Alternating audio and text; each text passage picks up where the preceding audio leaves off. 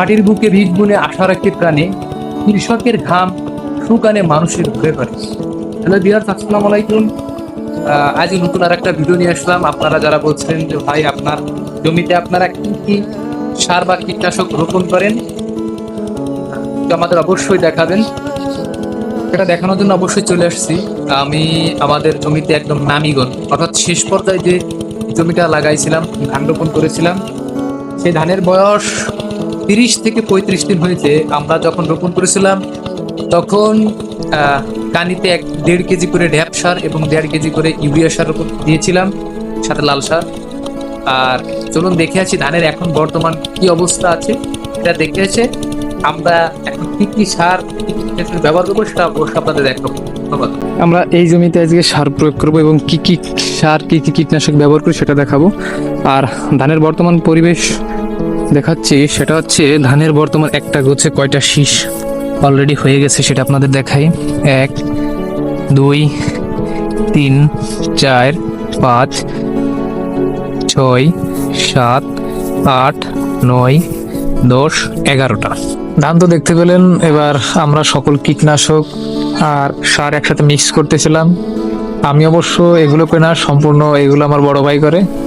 কীটনাশক সার যা আছে সম্পূর্ণ জমিতে আমার বড় ভাই দেয়। এখানে সকল প্রকার সার কীটনাশক যা যা ছিল একটু জেড সব মিক্স করা, শেষে আমার ভাই এই সার কীটনাশক সব বিলিয়ে দেয়। কারণ আমি ওর দুর্গন্ধ হোক যেটা হোক সেটা সহ্য করতে পারে না বলে উনি দেয়। তো ওনার আর একটা আলাদা পরিচয় আছে, উনি কৃষক, পাশাপাশি একটা মাধ্যমিক স্কুলের শিক্ষক।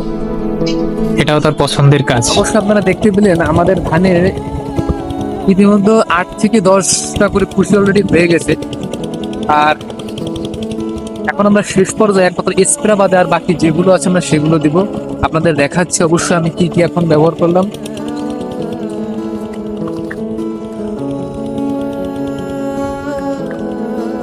ব্যবহার করেছি ম্যাক্রো। এই ম্যাক্রোটা ব্যবহার করার কারণ হচ্ছে ধানের এই সময় কিছু হলুদ বর্ণ হয়। এই হলুদ বর্ণ হওয়ার কারণে ধানের অনেক সমস্যা হয়, অনেক ক্ষতি হয়। যার কারণে এই হলুদ বর্ণ কাটানোর জন্য আমাদের ম্যাক্রো ব্যবহার করা হয়। যদি হলুদ বর্ণ কেটে যায় তাহলে ধানে অনেক ফলন ভালো হয়, আর যদি হলুদ বর্ণ থেকে যায় শেষ পর্যন্ত ধানে ফলন বেশিটা ভালো হয় না। তারপর আছে গ্রিন গোল্ড। একদম যারা নামি সময় ধান লাগায়, একদম আমি পরামর্শ দেবো, যারা নামি সময় ধান লাগায় তারা অবশ্যই এই গ্রিন গোল্ডটা দিবেন। এর কার্যকারিতা কি, এটা যদি আপনি দিয়ে থাকেন গাছের যে কোষগুলো আছে খুব দ্রুত বিভাজন ঘটে এবং ডালপালা, তারপরে কুশিগুলো, তারপরে আপনার আরো বেশি বোক, এগুলো বিশেষ করে যারা নামি করে লাগান অবশ্যই গ্রিন গোল্ডটা দিবেন।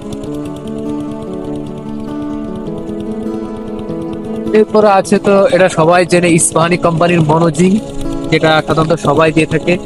যেটা অবশ্যই পাতার আকার যখন ছোট থাকে, একটু কুচকে যায়, তখন আমরা সাধারণত এই ব্যবহার করে থাকি। তারপর আছে রুস্তম 3GR।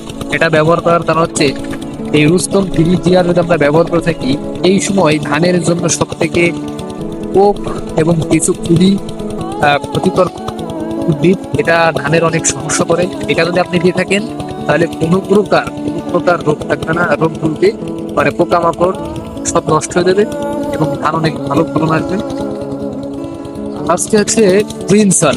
এই গ্রিনসলে আপনার 80% সালফার থাকে। এটা দিলে ধানের দানা শক্ত হয়, ধানগুলো খুব ভালো হয়। এই ছিল আমাদের আজকের এই জমির সকল কীটনাশক এবং সার। তো অবশ্যই আমি আগামী 10 দিনের ভিতরে পরিবর্তন ঘটবে, অবশ্যই 10 দিন পরে আপনাদের আমি দেখাবো যে এই নামিগণে ধান লাগানোর পরে এই কীটনাশক দেওয়ার ফলে ধানগুলো কি আসলে ভালো হয়েছে কিনা।